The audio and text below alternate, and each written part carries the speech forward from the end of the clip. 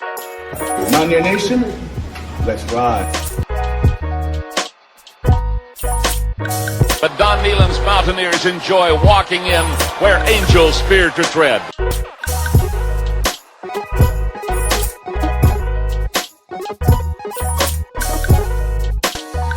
As the hills of West Virginia resound with the sounds of Mountaineer Football.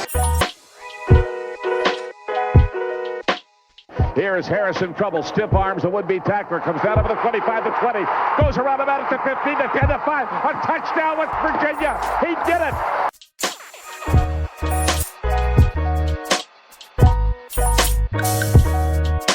Fakes the Slater one-on-one with the defender. Look at Pat White. West Virginia football. You know what that's about. They don't know what it's about.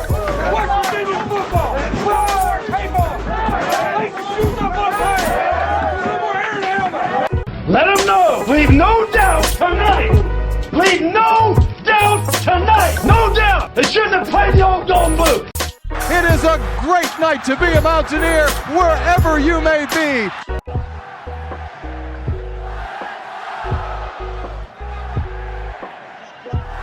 And now, the show brought to you by Mountaineer fans, for Mountaineer fans, the Country Roads Webcast. What's going on, Mountaineer Nation? Welcome into Season 5, Episode 144 of the CRW Podcast, our TCU Preview and Predictions Edition. As always, I'm your host, Jordan Cruz, joined by my co-host, Steven. How's it going, everybody?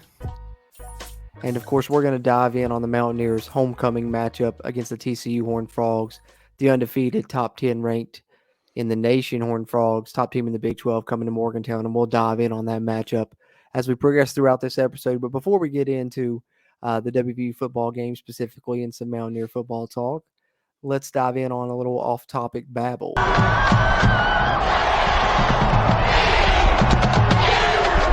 All right, so off-topic babble here is where we like to dish on anything, going on outside of really podcast topics, I guess, college football, Mountaineer football, what we've been doing, life experiences, what we've been watching, whatever, we want to talk about really in this segment. And that being said, Steven, what's been going on, man?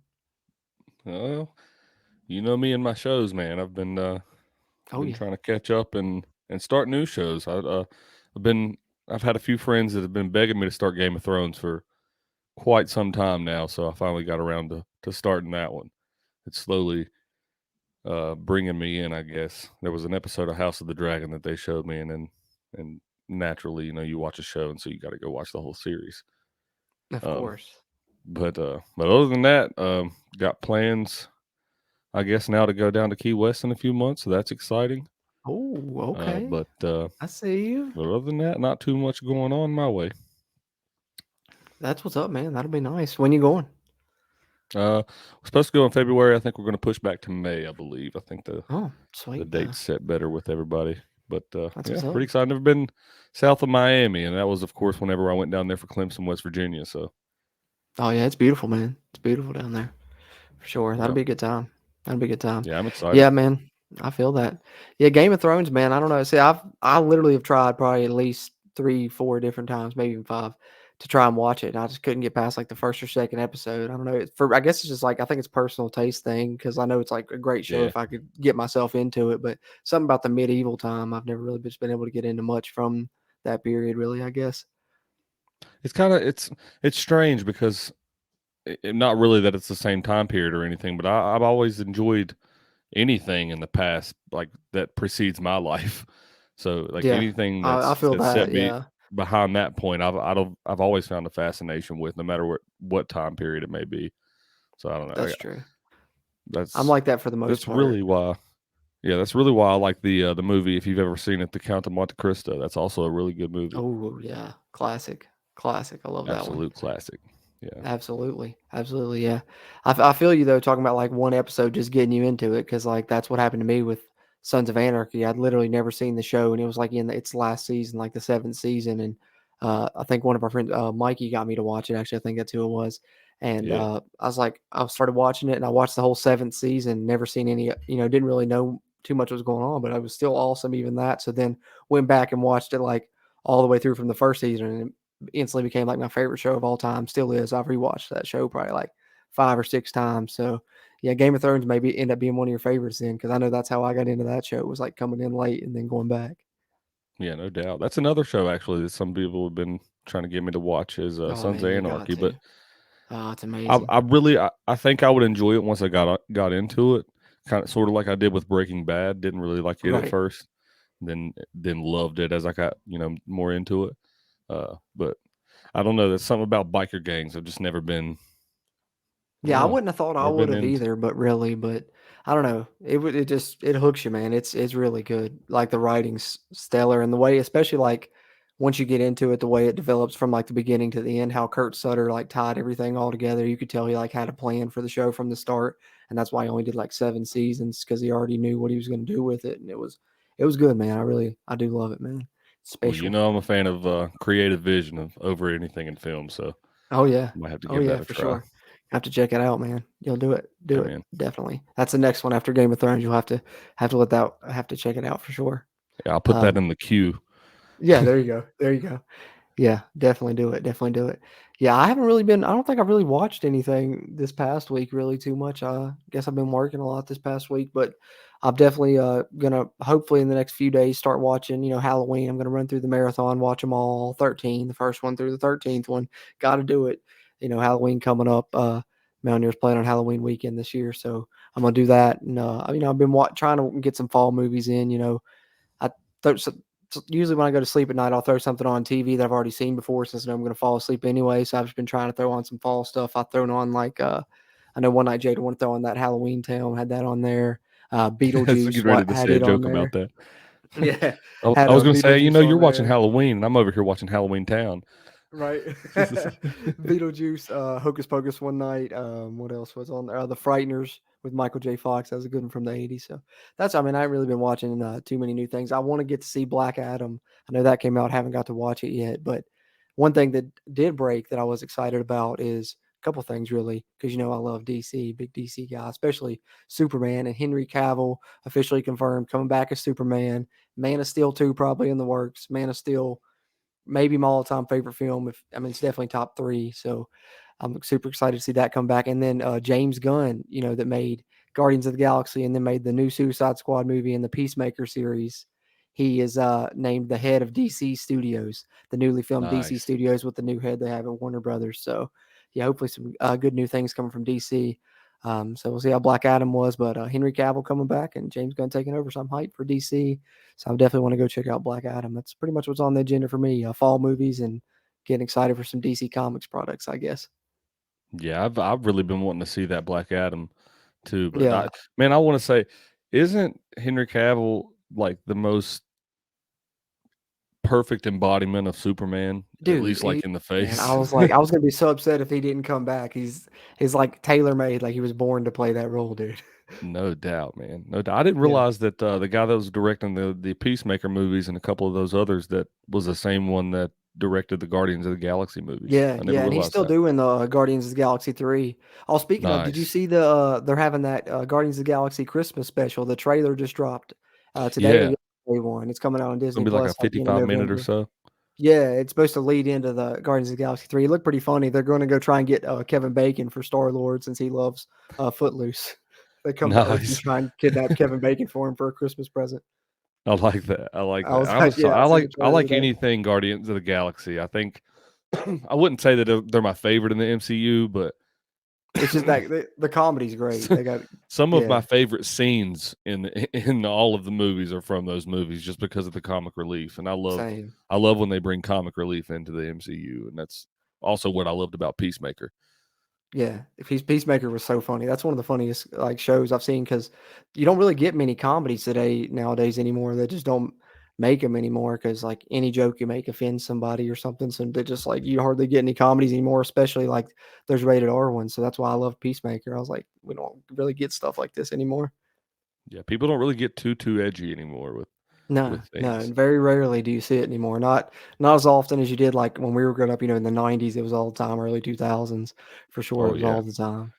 Oh Definitely. yeah, especially early 2000s. Think about the movies and things that came at Jackass. That Jackass could not. I mean, No, had they not today it made wouldn't those fly. movies back half the then, they things wouldn't that have been did. able to keep making them. Yeah, Like, absolutely, I agree. Yeah, it's a whole different climate now.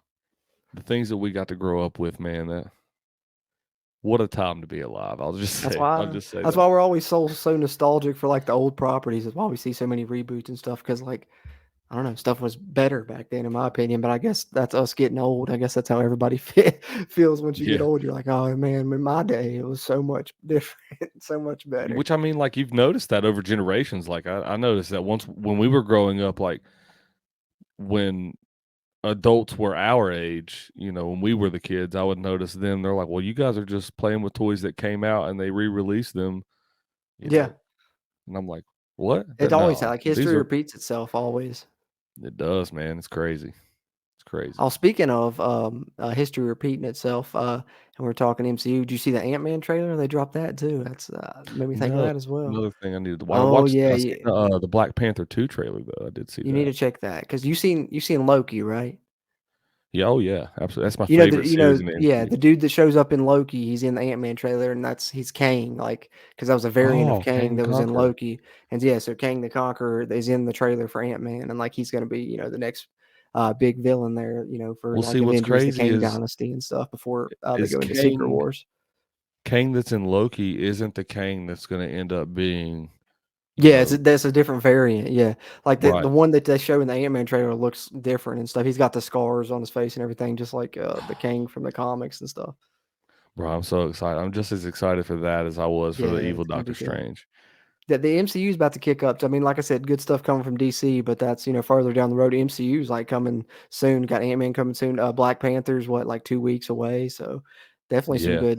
We'll have some good comic book movies to talk about on Off-Topic Babble in the future episodes. We'll have to make plans to go see Black Panthers too, dude. I'm excited about that one as well. I want to see what they do with that. Yeah, we should do that. We should go to one of the nice theaters, Blacksburg or something like that. Blacksburg, Christiansburg, Beckley. Yeah, for sure. Yeah, our movie theater down here in Mercer County, not the best, not the greatest. Yeah, so if anybody that works or owns that place that listens to our podcast, I know very highly unlikely. Fix your theater, but also if you want to sponsor us, that's cool too. Yeah, I mean that'd be nice. Maybe that'll help you guys too. Maybe they don't have the money for they need it. I mean the sound and stuff's terrible. Yeah. Well, I mean if you, I'll go there.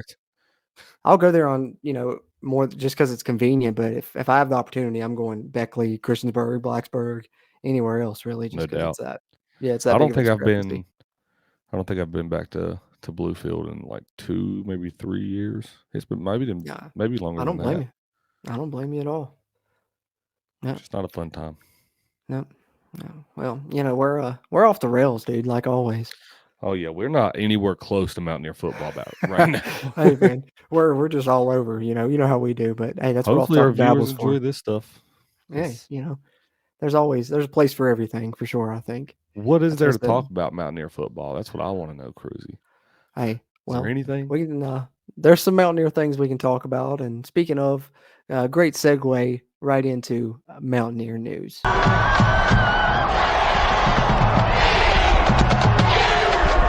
All right, so Mountaineer news, here's where we like to dish on Mountaineer football and Mountaineer basketball news, respectively, that's coming out. So basketball season right around the corner, Steven. That means we do have some basketball news coming up. So what do you got for us this week? Absolutely. So actually this Friday, West Virginia has their first exhibition / scrimmage against Bowling Green, which to my knowledge was going to be their first live action. But I'm always naive when it comes to this time of year because I forget things, and I forget that they have a quote unquote top secret scrimmage. Was reminded by a tweet from Mountaineer Paul earlier, which I'm going to just read for you guys verbatim. It says, for those who are interested in the WVU versus Dayton scrimmage, WVU led by as many as 17 points and won by double figures. Emmett Matthews led in scoring. Wagyu looked good on the boards. Trey Mitchell didn't play. Neither did two of Dayton's best. So obviously very vague information, which is what's to be expected from a top secret scrimmage, I guess. But just to have that information, that's pretty cool. So I want to shout out Mountaineer Paul and thank you, brother, for giving that information. But other than that, if you want to see them play, get out to the Coliseum this Friday night. Be a good opportunity. If you are going up for the game on Saturday, you can go up on Friday night, enjoy the game. Obviously stay over and then get up for early kickoff at noon on Saturday for TCU. But other than that, we're about a week and a half away from actual tipping off, so we're going to be getting you some Country Roads Webcast hoops here in just a couple days. So be on the lookout for that, guys. Oh yeah, I'm excited for that one. CRW Hoops Pod tipping off, I guess I should say, Hey, instead of kicking off. Basketball lingo tipping there, off, but yeah. yeah, tipping off. The super secret scrimmage, though, at least some good things coming out about that. Sounds like Emma Matthews' scoring's getting back. They said he's hitting some shots. I think him, playing I think he's gonna be playing the 3 more instead of 4 like they had to have him play previously, and having him play the 3 and even maybe the 2 some. I think that's gonna be beneficial for him, especially if he's shooting the ball well. Because it sounds like the big men are gonna be covered down there with Wagyu and Jimmy Bell Jr., Trey Mitchell. Sounds like they got plenty of bodies to where Matthews really shouldn't have to play the 4 this time around, I don't think. That's the thing. I think that his role has significantly changed from the last time he was at WVU, and I think that's a large positive to his role that he can play. Because when he went out to Washington, he played more of that 3 role. Could score get a lot more opportunities to score easier, I guess I should say. And then like you said, you get bodies down low, you're going to be able to rebound the ball a lot better, hopefully, than you did last year. And I think that's only going to bode well because, I know that it's said every year by Huggy Bear, but I really truly think that this team is going to be able to make shots. Because if you look at some of these guys that's transferred in, they all have the ability to make those shots. Eric Stevenson, Eamon Matthews, a lot of those guys, I mean, they're tested and they've got a lot of film on them. So I'm truly optimistic about this year for a lot of reasons. But the more I hear about the team, I am too, man. I think that they're going to be really good on defense too, because from what I hear, when they put Kedry and Johnson and Tucson out there both, and they're really wreaking some havoc. And I've heard they've been doing a little pressing as well. I mean, I'm not trying to take away from CRW Hoop Spot and get into it too much here, but I'm getting a little excited myself even. So yeah, it's hard not to talk about them sometimes, man. When you read in between the lines and you see, a little bit of what we didn't have last year, and you hear about them pressing a little bit. Now, obviously, they're not going to be press Virginia, but right, they're going to mix it in a little bit, and you get teams uncomfortable. It's going to be fun to watch. I always enjoyed watching it. Yeah, absolutely. I'd love to see it, make its way back in some capacity for sure.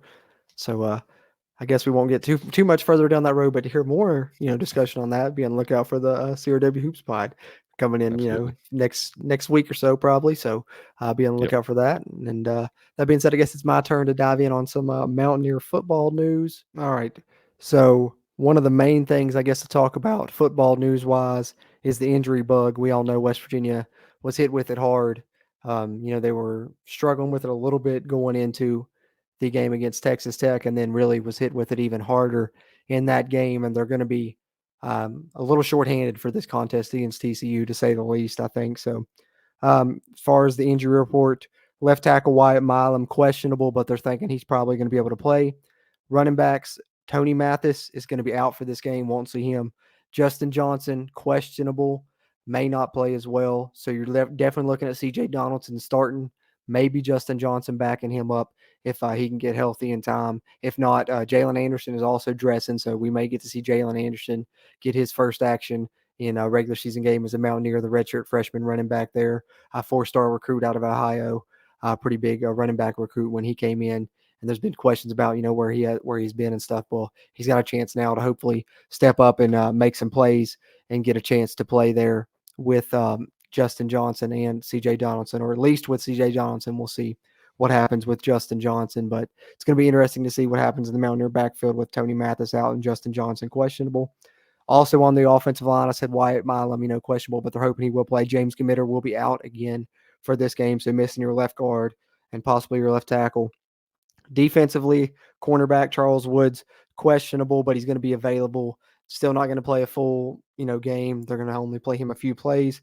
Wesley McCormick, also questionable, may not play. And Rashad Ajayi, who has been starting all season at corner, is out for the Mountaineers. So the Mountaineer secondary that's been struggling for most of the season has several players out for this game. So that's something you want to keep an eye on, definitely, when you're going up against the explosive offense of TCU that you'll be facing. Getting hit with the injury bug at this time kind of hurts the Mountaineers. And, other than that, Lance Dixon out at linebacker for the Mountaineers as well. And then Sean Martin hopefully will play So that's a bit of the update on injury news for the Mountaineers. Other than that, football news, we can take a look at some of the other games around the conference just to get a preview of the conference slate. Around the conference at noon, we'll have Oklahoma taking on Iowa State on Fox Sports 1. Oklahoma currently favored by 1 in that game. Then at 3:30, we will have number 9 Oklahoma State at 6-1 going on the road to Manhattan, Kansas to take on the Kansas State Wildcats, who are currently ranked number 22 and 5-2 on the season. That's going to be televised on Fox. Kansas State favored by 1.5. And then the nightcap in the Big 12 will be Baylor taking on Texas Tech in Lubbock, both those squads at 4-3. That's going to be on ESPN2. Texas Tech currently favored by 2.5.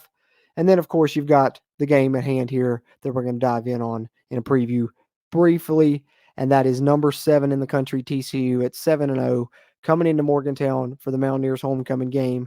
West Virginia 3-4 on the season. This one's going to kick at noon on October 29th. This one will be on ESPN. TCU currently favored by 7.5. That's pretty much all I've got as far as Mountaineer football news is concerned there. Yeah, can you tell me who is playing? It might be quicker for me to do that, huh? I was gonna say it's a little rough out there. It's gonna be a little light for the Mountaineers. I really hope that this game isn't gonna be like that, but I can eerily remember in 2012 what playing TCU was like. Yeah, I know. Not a fun time. And well, that was what was that, like a final score 40-14 or something like that? So I don't I can remember it was not pretty. I don't know. I was actually there with I can't remember who I went to that game with, but I ended up sitting on the literal opposite side of where we sat, like not just the opposite. We were, we usually sit on the student section side. We were sitting on the press box side, but in the corner down there near the touchdown terrace seats. I don't know how we ended up there, but that's crazy. The heck? And I remember that game felt so weird. Like, was that the one where Dana high-fived Trevon Boykin? No, he actually did that down at he did that. Oh, was that in Fort Worth? Oh, okay. 2012 was the game I was talking about. Was the year that okay. Where we started all 6-0 overtime. Texas Tech, and then was it that overtime? Was an overtime game, I think. Yeah, because the one I remember I was in 2015 and we lost. I don't know, what game are you talking about? No, 2012 was when we had Tavon, and that one went to overtime. Because I remember I was in Tennessee at the Dixie Stampede listening to that one on an earbud because I started watching it in the hotel room before we had to go over there, and then ended up going to overtime. We had a lead. They came back. Tavon ran a punt back to force overtime, I think, and then in overtime they ended up winning, converting a 2-point conversion. But that was the one where the guy didn't catch it. There's like a complete picture of it. I think it's actually on my Instagram from back in the day. The guy doesn't catch it, like the ball's through his hands and laying on the ground, but they said he called it, and TCU won by 1 or 2 points or something like that, I think, in overtime. Maybe that's what I'm thinking of then. I think it was, it would have been 39-38, 2 overtimes. 39-38, okay. Double overtime, yep. The one I'm thinking of is Kansas State. It was right before the week right before that, and we got blown out 55-14. 55-14. That's dude. You know what? Funny story about that is I actually remember going. Our friend Cody was living in Morgantown. I ended up moving in with him into that same place that he was actually living at that time. A few months later, when I re-enrolled it back at WVU, but I remember going to that game. Got tickets. Because 2012 season was hype. I got tickets and went up. Me and our friend Garrett. Me and Garrett went to the game, ended up staying up with Cody at that place, which I ended up, rooming with him at later on. But yeah, I remember going to that game thinking it was going to be good because I think it was like 14-0, and then Tavon ran a kickback, and then after that we were never close, and it was like they were killing us. Colin Klein at quarterback. Yeah, Colin Klein. Yeah, that TCU. No, I'm thinking of the right team. Kansas State. Tyler Lockett. I remember he was going off on us. Colin Klein and Tyler Lockett. Yep. Yeah. But that combo, which it's funny because Tyler Lockett been in the NFL, Seahawks balling for a while now, and Colin Klein is Kansas State's offensive coordinator now, and look at them balling with him as their offensive coordinator. Yeah, it's funny how the things you grow up watching come full circle. You know what I mean? It does. It's crazy that we have Graham Harrell as our offensive coordinator right now. Right. I would have never thought, watching that watching that back in the day on TV. I remember watching him on SportsCenter all the time. I remember everybody remembers that play with him and Michael Crabtree, on the sideline against Texas, but that, I remember that very, very well. It's just, I don't know, it's kind of surreal. Vividly. It is. It is surreal because you just never would have thought, I'm going to be seeing this guy on the sidelines running the Mountaineers offense. Well, I guess he's in the press box, but you know what I mean. Right. Either way, but I guess we've gone off the rails, far enough. So we can talk a little bit about this TCU preview.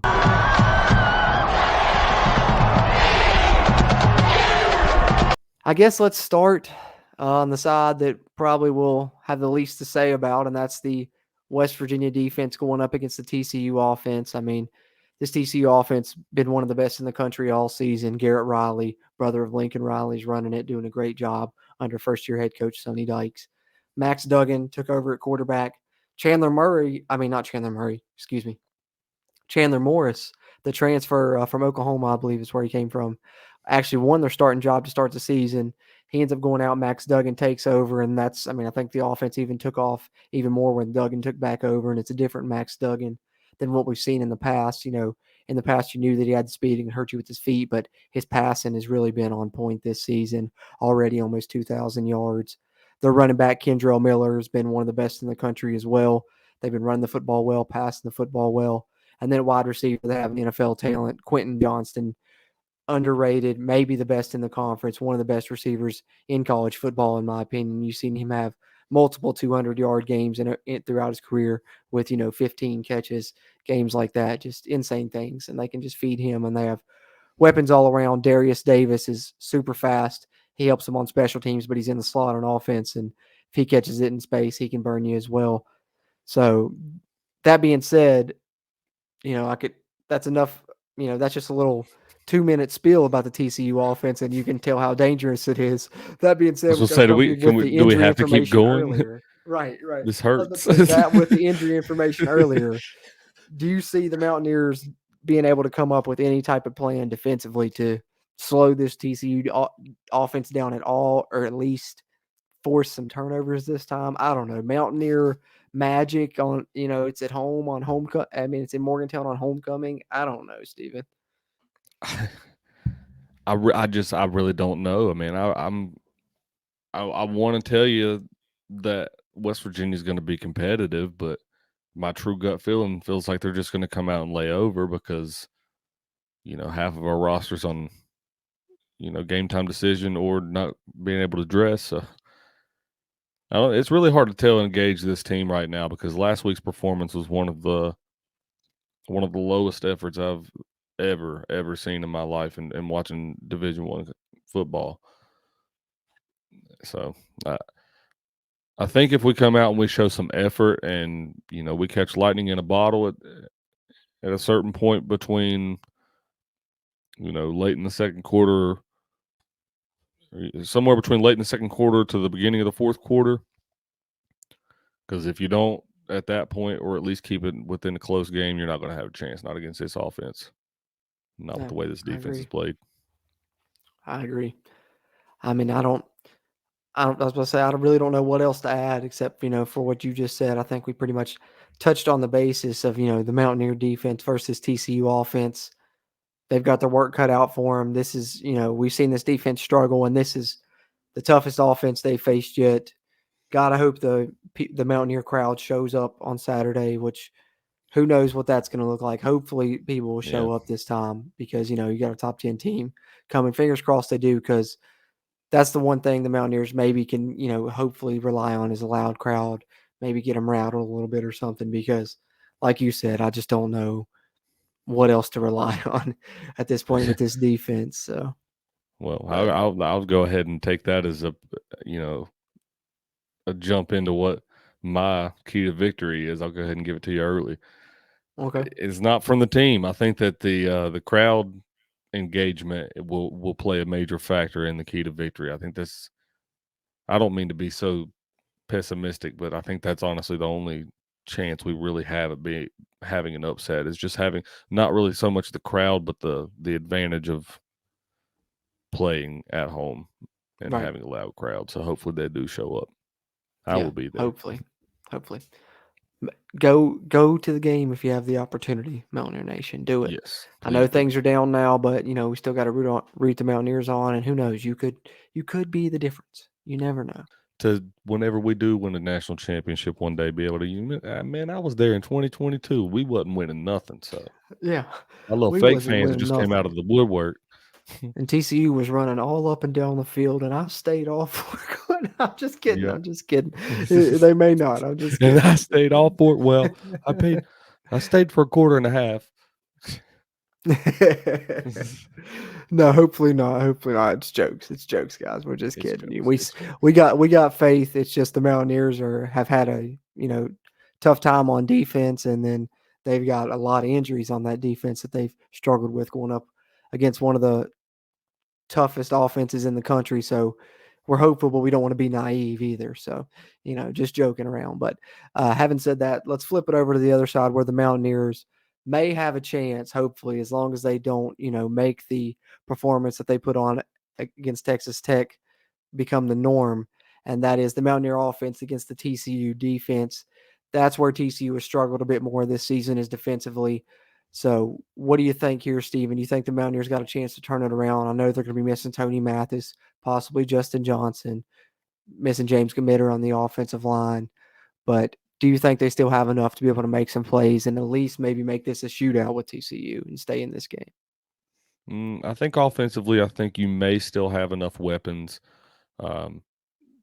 to be able to at least make it competitive. But like I said, you got to show some effort this week, because our leaders last week didn't show effort. I seen Bryce Ford Wheaton give up on passes, Sam James give up on passes. There's some bad things that I could say about JT Daniels as high and as positive, as high up and as positive as I've been on him. Oh yeah. But they're capable. It's one of the most unpredictable offenses that I've seen in the last couple of years. You really don't know what they're going to play like from week to week. Right. I agree. But you've seen some explosiveness. And they can hurt you, in different ways, So potentially, hopefully, if the running game is working, we'll see what happens. But I don't know. That's the one thing that worries me is we saw West Virginia last week struggle to run the football for like the second time all season, and TCU does have some good defensive linemen. That's one thing they do have, despite how they struggled on defense. And with West Virginia having at least one offensive lineman out, potentially two, and at least one running back out, and potentially two, and going to have to be playing C.J. Donaldson a lot more than he's used to, and as well as a new face getting into the mix in Jalen Anderson, I worry that the Mountaineers won't be able to run the football. And if the Mountaineers aren't able to run the football, I don't know if this is a team that if you make one-dimensional, we can beat you, because we haven't shown that. Our passing game is good as far as JT Daniels minus the Texas Tech game has been pretty accurate for the most part, but our wide receivers haven't shown the ability to get separation all season, really, especially against man coverage. Texas Tech killed us with it. Pitt did as well. So I don't know. I'm a little worried if TCU can make us one-dimensional and force us to have to pass the ball a lot, and I kind of worry about our ability to run the football. But I think if we do find a way to run the football, maybe we see C.J. Donaldson, do some things that he did early in the season and show that he is still that special player that we thought he was. That can make a difference, because I think if the Mountaineers can run the football, they've got a chance to make this a shootout and at least maybe keep it close. Yeah. Like I said, I think that they have all the opportunity and ability in the world to keep it a close game, because you get a noon kickoff. I think that a lot of people think that that's a positive for this weekend, because I don't think a lot of people would really show up if it was a night game. I don't really know why I feel like that, but I just feel like with the way the team's playing right now, I think a noon kickoff would be, I don't know, maybe not for students, but for the other people. Right. But I don't know. I really don't have a whole lot positive to say about this weekend, to be honest with you. I'm just I'm trying to wait for next week when we can talk about hoops. This team, I understand. until they show me, I just can't believe in anything that they're doing.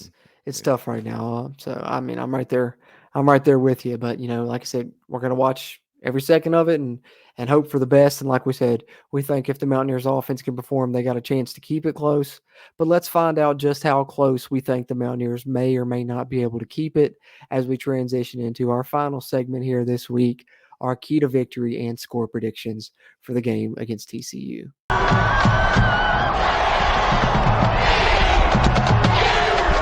All right, Stephen. I know you gave us a little brief glimpse of your key to victory, so I'll let you kick it off here. You said what your key to victory is, the crowd basically, and score prediction is? It's not pretty, man. It's not pretty. Let me ask you this. I think right now while we're recording, TCU's favored by 7.5. You got them covering, I'm guessing then in that case, right? Yeah. All right, let's lay it on me. I'm ready. Man, I hate it, but I'm picking TCU 42, West Virginia 21. Dude, don't stop. My phone died, or I was going to literally pull up my notes where I had it wrote down. That's the same prediction I picked. No way. I swear, my phone died while we were recording here. I was just going to pull it up. Well, if that turns out to be the score, we'll both play the lottery together. We need to go just place bets on DraftKings. Yeah, we'll just hit a bunch of parlays, and take our chances. Right now, we're hot. Yeah, that's crazy. Yeah, so I agree. So we're both picking a 42-21 loss, unfortunately. So we do got TCU covering, which I don't know why the line's only 7. I guess they have a lot of faith in Mountaineer Field, as we all do. But like I said, maybe Vegas is seeing something we're not. Who knows? Hopefully, the Mountaineers keep it closer than we have it at a 3-touchdown margin. But we both got it 42-21. Steven's key to victory is the crowd. My key to victory, run the football. Run the run game. I think last week I talked about ball control. I think this week you're going to want something similar, but you got to be able to run the football to do that. So last week the Mountaineers couldn't do it. So my key to victory this week is you got to be able to run the football a little bit if you want to keep it close. A little bit worried about the Mountaineers' ability to do that, so that's why I got them taking the loss 42-21, as does Steven. So there it is, key to victory and score predictions.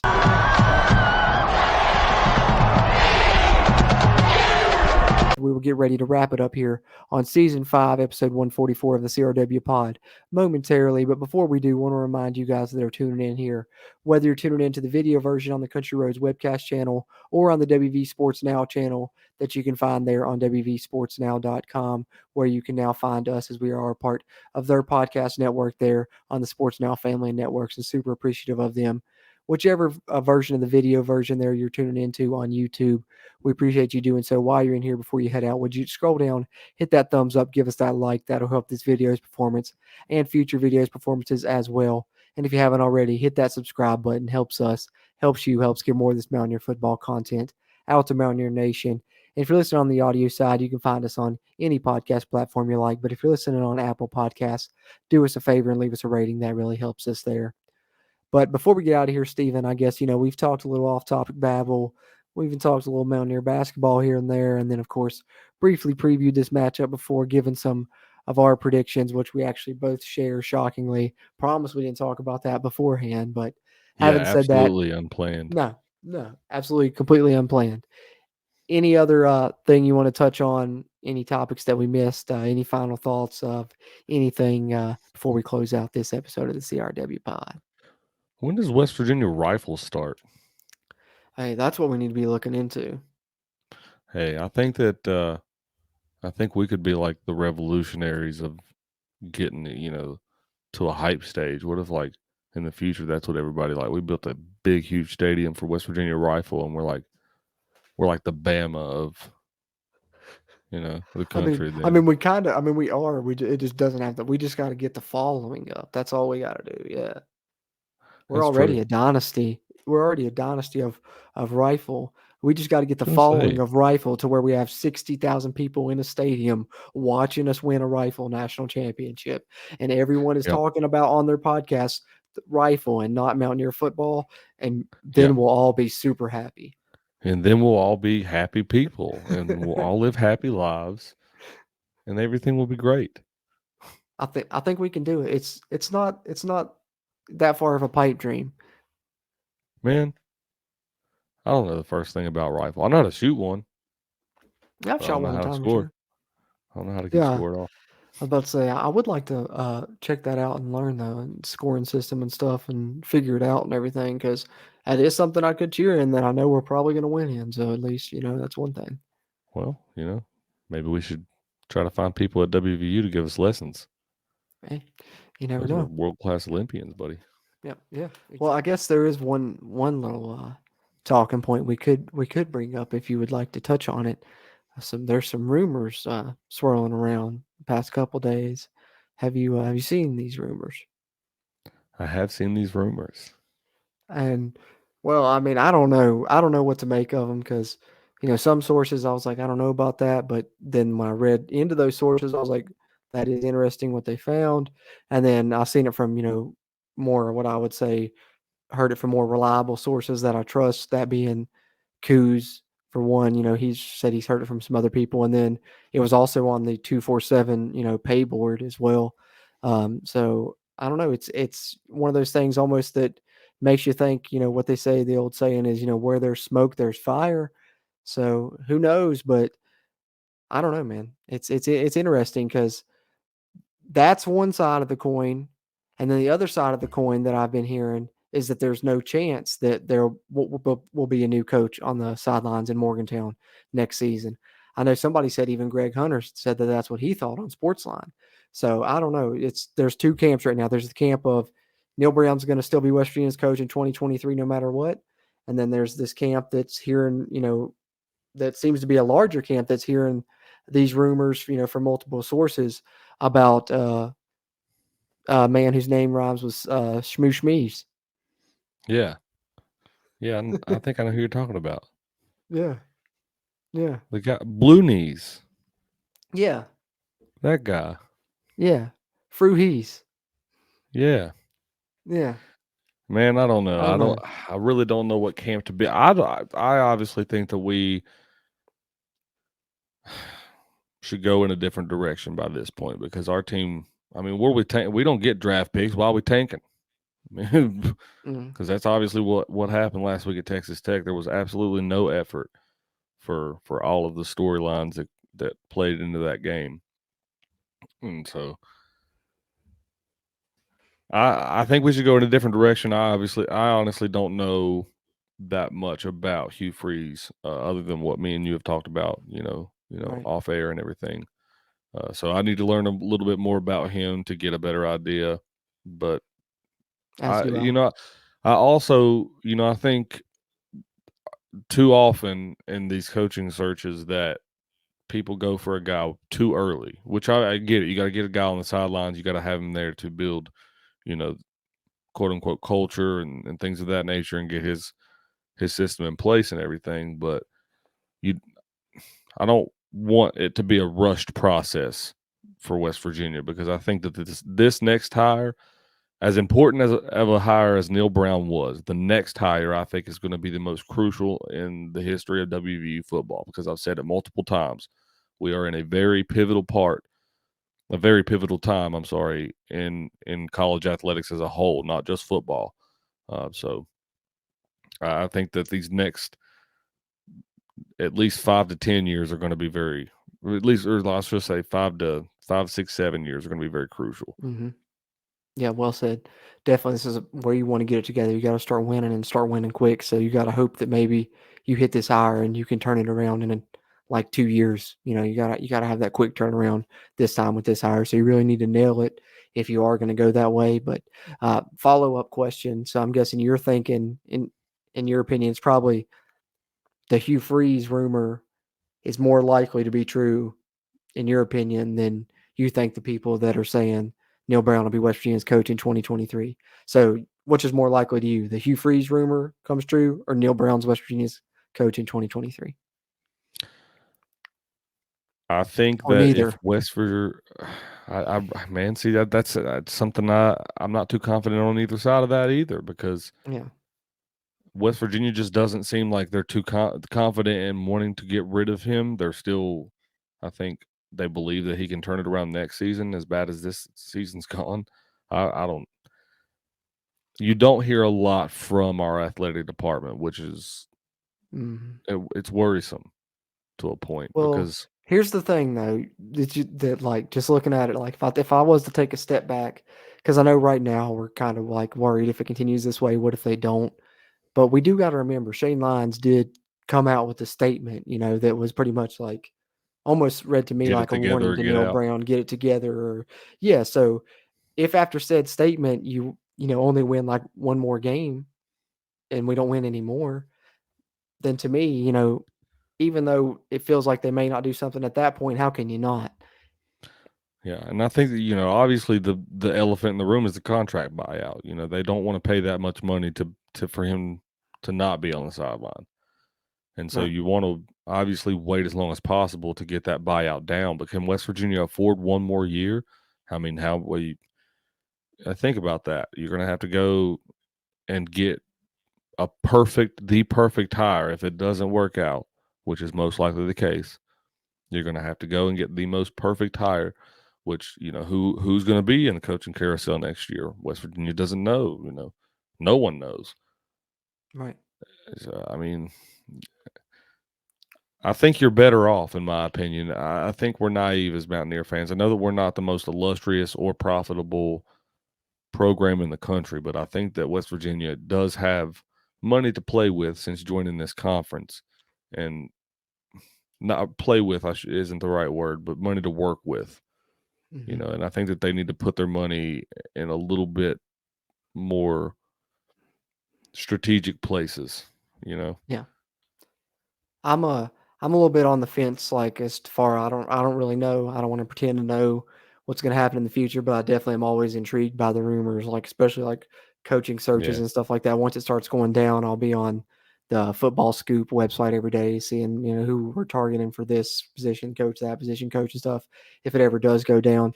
That being said, one thing I will say about the whole situation is I know Shane Lyons has taken a lot of flack, and I don't think that's for the hiring of Neil Brown. Obviously, everyone thought that was a home run. It's for the extension. Everyone felt like it was maybe too early at the time. That may be proven to be true, and that's why you're in the situation you are for the buyout. And some people are on Shane Lyons because of that. I think if you're Shane Lyons in this athletic department, the one way you can turn that around and save face and really reunite the fan base, get them behind you, behind this program all at once again, is that if you were to do a move like this where you go out and you already have secured this coach that has Power 5 level experience, in a guy, let's say, like the rumored guy in Hugh Freeze, but maybe, anyone else, they could do it with someone else. The most way to impress and reunite the fan base would be to do that, move Neil Brown out, do it all swiftly, behind the scenes without anybody really knowing. And you already have it locked down to the point where you got a deal in place. Don't even have to do a coaching search, smooth transition. He takes over early in the season. And that would really impress me and probably impress a lot of Mountaineer Nation if they were going to do it and do it that way. That's one way they could get people back behind them in the athletic department as well. I think that's the one thing I'll say about it. I absolutely agree. And I think a lot of that reminds me of how they handled the Graham Harrell search. I mean, no one knew that they were going after Graham Harrell until he was announced as the offensive coordinator in the offseason, to my knowledge. So it definitely does seem that that's the style of this administration. Of course, that's the coaching staff going after Graham Harrell and not the the athletic department. But even still, they seem to work in a more secretive manner in those types of deals. I've noticed that over the years myself. But I agree. I think that including the media and the fans and everything in the coaching search, that skews things. I think that whether it's intended or not, I think that always forms a bias around someone. You know what I mean? It's a positive in some cases because, like, you have a fan base rally around a guy, and then with us, everyone loved Neil Brown when he first touched down in Morgantown. There wasn't a fan that was upset with the hire, and in my opinion, and to my knowledge anyway. So yeah, that just shows you how skewed it can get. I think you need to do your research, find out if, like you said, if he can win on our level and not on a lower level with just a few wins against top programs here and there. I get it. That's you can catch it in rare cases, I guess, because some people have went on to be great coaches after doing that. But I think that we need a little bit more on the resume for the next guy. I think so too. I think so. And that's why, speaking of, Hugh, the one thing that really did, because I was kind of, when I first heard, I was like, nah, not at all. And then the more I looked into it, his record's good, stuff like that and everything. But the one thing that really made me be like, okay, I'd get behind this if they were really going to do this and go and do something like this, is because when you look at all the coaches West Virginia's hired in the past, it's always been, up and coming assistant coaches, position coaches, or if they hired a head coach, it would be from a lower level school, Right. or, even group Don of five or Nealon whatever. was from a Right. Even Don Nealon, and, he wasn't even, he was like an assistant coach. He had been a head coach before. Right. Rich Rod was a head coach at Glenville and, programs like that on his way up. And then even Dana, that was a coordinator, and most of their hires have been like coordinators, things like that. And Neal was like actually the first, sitting head coach they had hired in like over 50 years. And that was from, group of five. So if they were to go out and hire a coach like you that has power experience being an actual Power 5 level head coach, that would really be huge for West Virginia if you think about it, because they've really hardly ever done that. Hired a coach that's been a head coach already at the Power 5 level.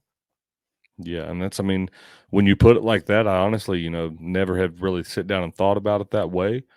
But that would be a monstrous hire in that fact, I guess. So yeah, that got me excited just thinking about it like that. Yeah. That being said, we're not claiming to know anything. We're not claiming to say Neil Brown's gone. We're not claiming to say anybody's on their way in.